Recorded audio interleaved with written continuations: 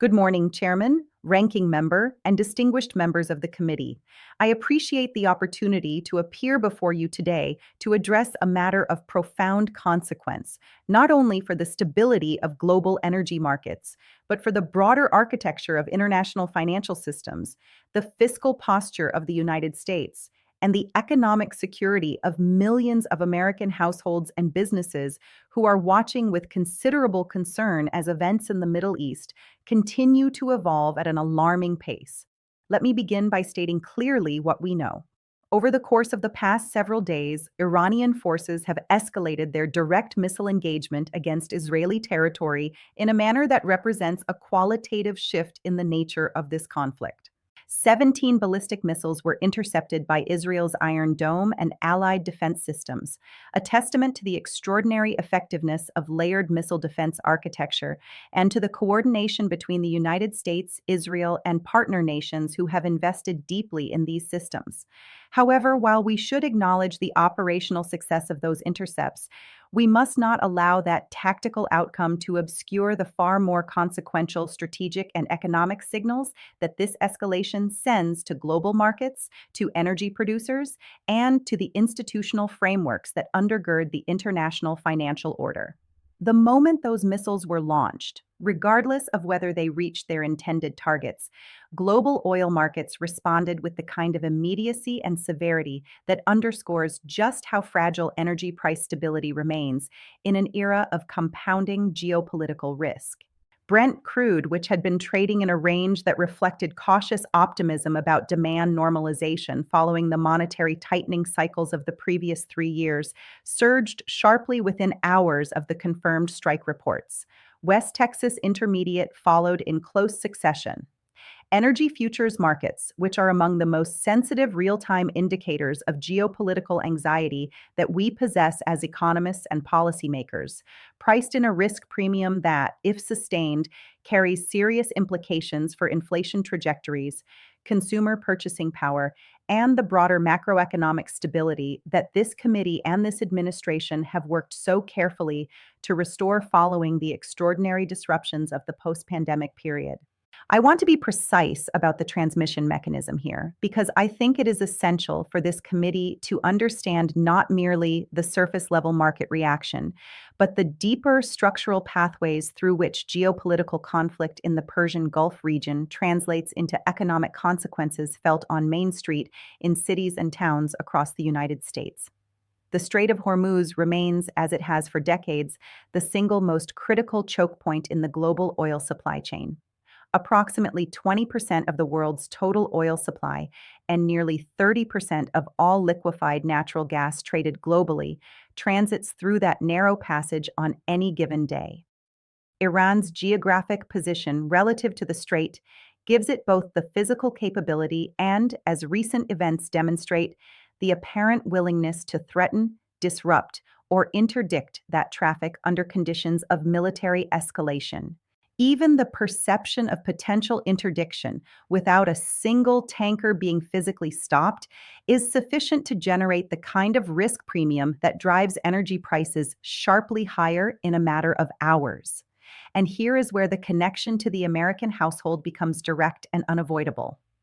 Elevated oil prices do not remain confined to the speculative trading floors of commodity exchanges. They move, with a lag that is measured in weeks rather than months, into the price of gasoline at the pump, into the cost of diesel that powers the freight trucks carrying goods to retail shelves, into the input costs of manufacturers who rely on petrochemical derivatives, into the heating bills of families in the Northeast and Midwest who depend on heating oil and natural gas through the winter months, and ultimately into the broad consumer price indices that this committee rightly watches as the most important barometer of whether the Federal Reserve's prior efforts to restore price stability are holding or beginning to unravel under the pressure of external supply shocks.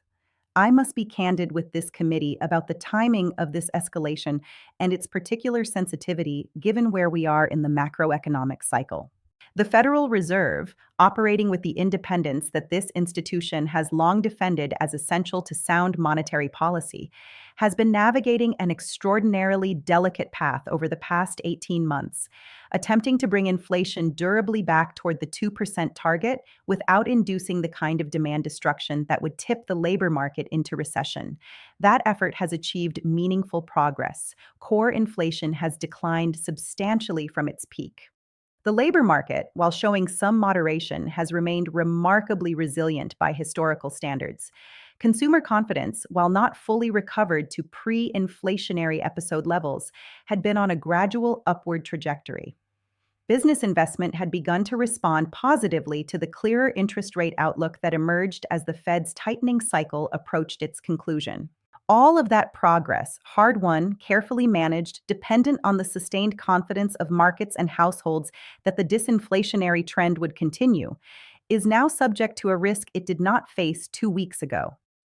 An oil price spike of sufficient magnitude and duration has the capacity to reignite headline inflation, complicate the Federal Reserve's forward guidance, delay the rate normalization that both businesses and households have been anticipating, and in the most adverse scenario, introduce the kind of stagflationary dynamic, rising prices coinciding with slowing growth, that is among the most difficult macroeconomic conditions for policymakers to address because the conventional tools of monetary and fiscal policy work in opposing directions when inflation and stagnation occur simultaneously. I raise this not to alarm the committee, but to ensure that the full economic stakes of what is unfolding in the skies over Israel and in the waters of the Persian Gulf are understood with the same seriousness that we would bring to a domestic fiscal crisis or a financial market disruption of comparable magnitude.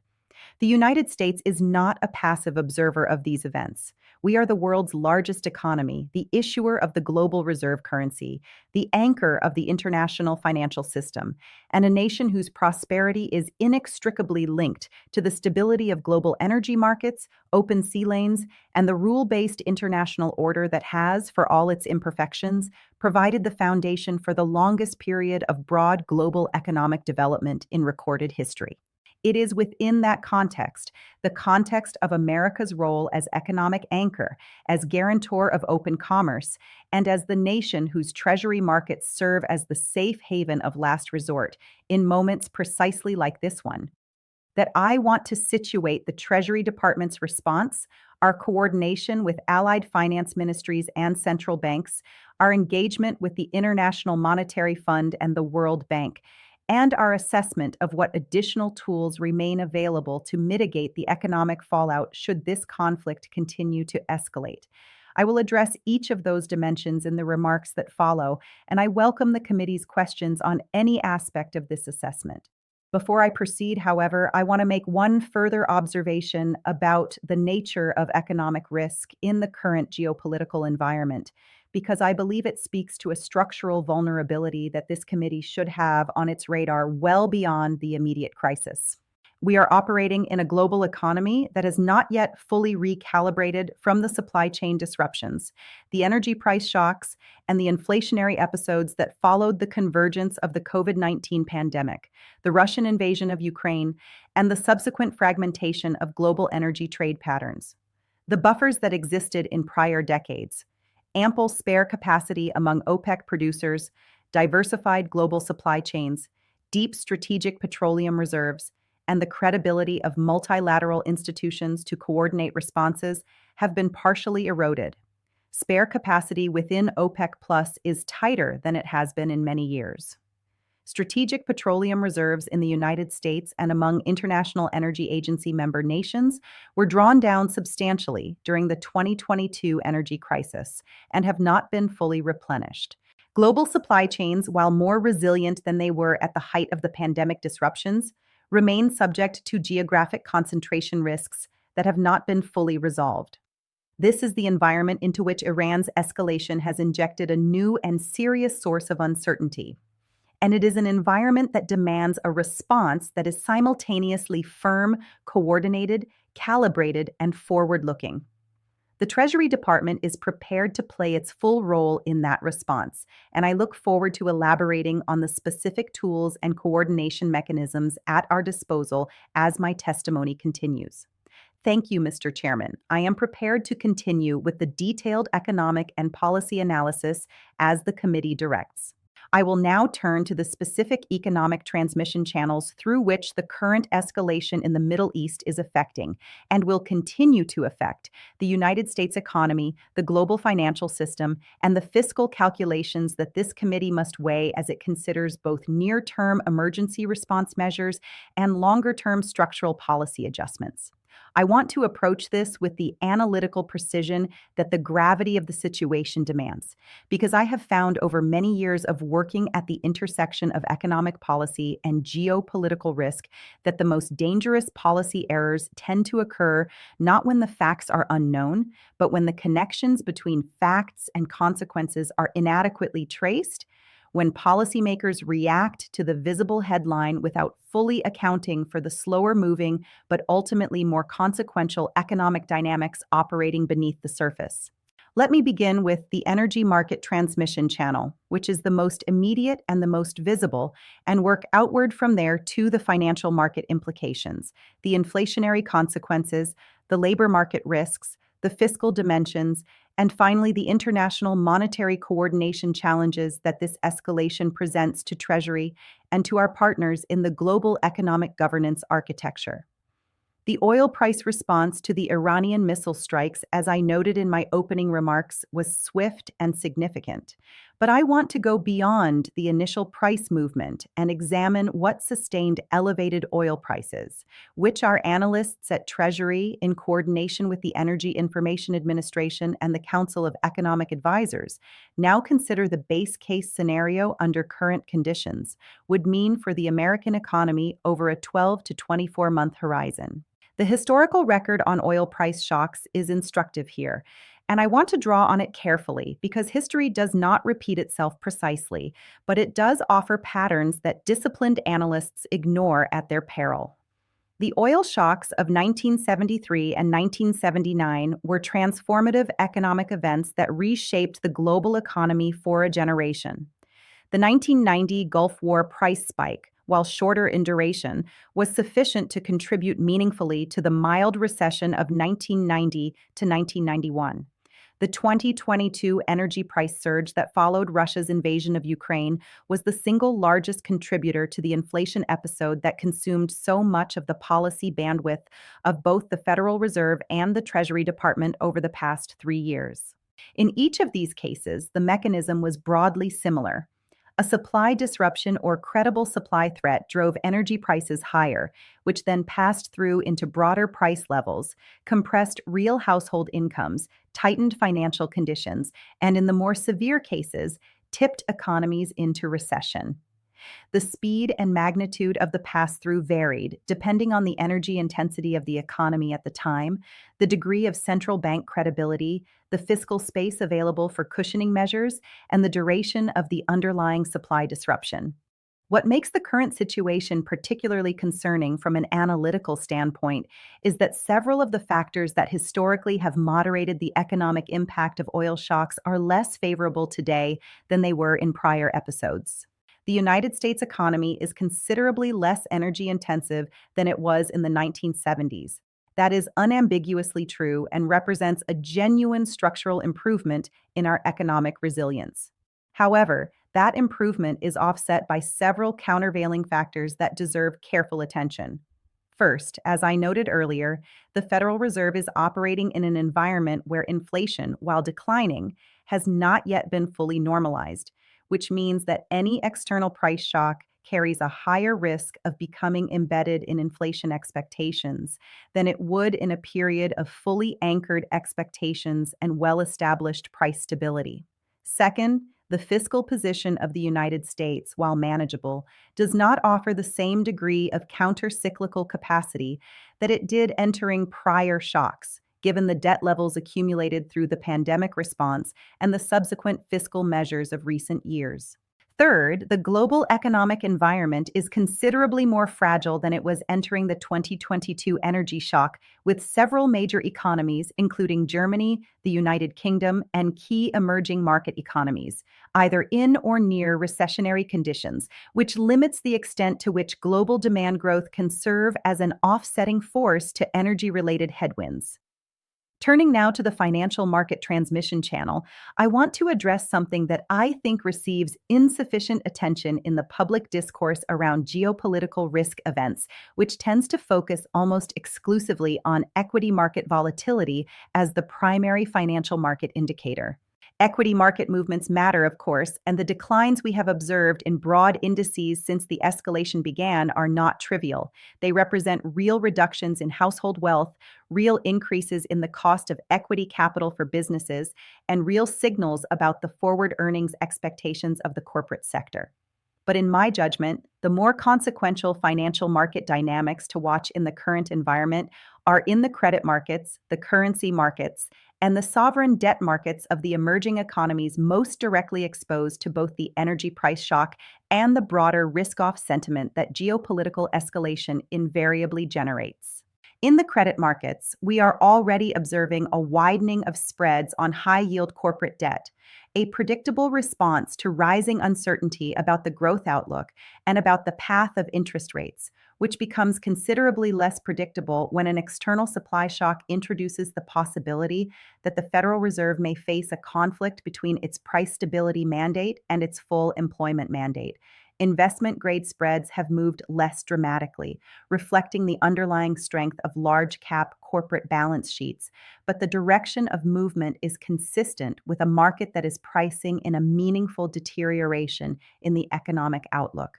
If oil prices remain elevated for a sustained period and that deterioration becomes more pronounced, we would expect to see credit conditions tighten further, with implications for business investment, commercial real estate financing, and the availability of credit to small and medium-sized enterprises that are the backbone of employment growth in the American economy. In the currency markets, the dollar has strengthened, a pattern entirely consistent with historical experience in risk-off episodes, where the dollar's status as the global reserve currency drives safe haven demand that appreciates its value relative to most other currencies. Dollar strength has a complex and somewhat paradoxical set of consequences for the American economy.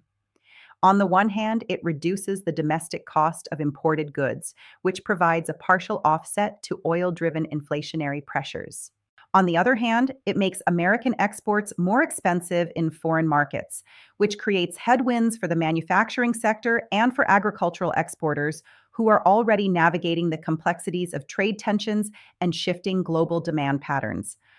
For emerging market economies that have borrowed in dollars, and there are many across Latin America, Sub-Saharan Africa, and South and Southeast Asia, dollar appreciation translates directly into higher debt service costs, tighter financial conditions, and in the most vulnerable cases, heightened risk of debt distress or outright default, which would in turn create additional pressures on the international financial institutions and on the bilateral assistance frameworks that the United States helps to anchor. The sovereign debt markets of the most exposed emerging economies deserve particular attention from this committee because I believe they represent one of the less visible but potentially most consequential second-order effects of the current escalation.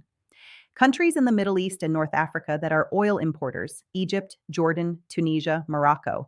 face a direct deterioration in their terms of trade as oil prices rise, compounding fiscal pressures that in several cases were already severe. Countries in sub-Saharan Africa face similar dynamics, with the additional complication that many of them are also managing the legacy of debt accumulated during the low interest rate era that is now being refinanced at substantially higher rates. A significant deterioration in the debt sustainability outlook of multiple emerging market economies simultaneously, driven by a combination of higher oil prices, dollar appreciation, tighter global financial conditions, and reduced appetite for risk among international investors, could generate the kind of cascading sovereign debt crisis that would place enormous pressure on the International Monetary Fund, the World Bank, and the bilateral creditors, including the United States, that serve as the ultimate backstops of the international financial system.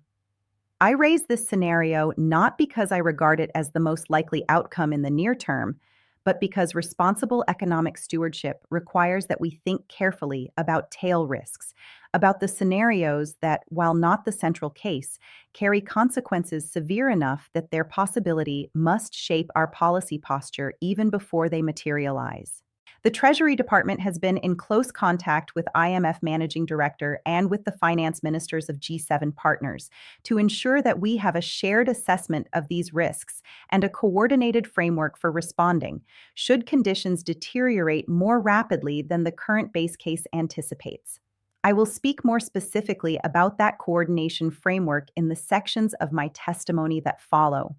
Before I leave the financial market transmission channel, I want to address one additional dimension that I regard as critically important: the stability of the United States Treasury market itself, which is the deepest, most liquid, and most systemically important financial market in the world, and which serves as the foundational pricing benchmark for virtually every other financial asset globally. In periods of acute geopolitical stress, Treasury markets typically benefit from safe haven inflows that drive yields lower and prices higher, the classic flight to quality dynamic that has historically made Treasuries the asset of choice for global investors seeking safety in uncertain times. We are observing elements of that dynamic in the current episode, and I regard the continued strong demand for Treasury securities as an important affirmation of confidence in the fundamental credit quality and institutional stability of the United States government. However, I want to be transparent with this committee about a nuance in the current Treasury market dynamics that warrants careful monitoring. While short-dated Treasury securities are experiencing the safe haven demand that the historical pattern would predict, the longer end of the yield curve is showing some upward pressure, a reflection of market uncertainty about the inflation outlook, about the Federal Reserve's response function under a supply shock scenario, and about the longer-term fiscal trajectory of the United States government. This steepening of the yield curve, if it persists and intensifies, would have meaningful consequences for the cost of financing the federal deficit, for the mortgage market, for business investment financing, and for the overall transmission of monetary policy. It is a dynamic that Treasury is watching with close attention, and I want this committee to be aware of it as it considers the fiscal policy decisions that will inevitably arise in the context of this escalation and its economic aftermath. The inflation transmission channel, which I touched on in my opening remarks, warrants deeper examination here because I believe the inflation risk from the current oil price spike is more complex and more nuanced than the straightforward headline narrative of rising gasoline prices would suggest. Yes, gasoline prices will rise if oil prices remain elevated. That is arithmetically certain and will be felt immediately by American consumers. The average American household spends a meaningful share of its after-tax income on transportation fuel, and an increase of the magnitude we are currently observing in crude oil prices would translate into a gasoline price increase that is economically significant for middle and lower income households, for whom energy expenditures represent a larger share of total consumption than for higher income households. This is a distributional concern as well as a macroeconomic one, and it is one that Treasury takes seriously in the context of our broader commitment to an economic policy that works for all Americans, not just those at the top of the income distribution.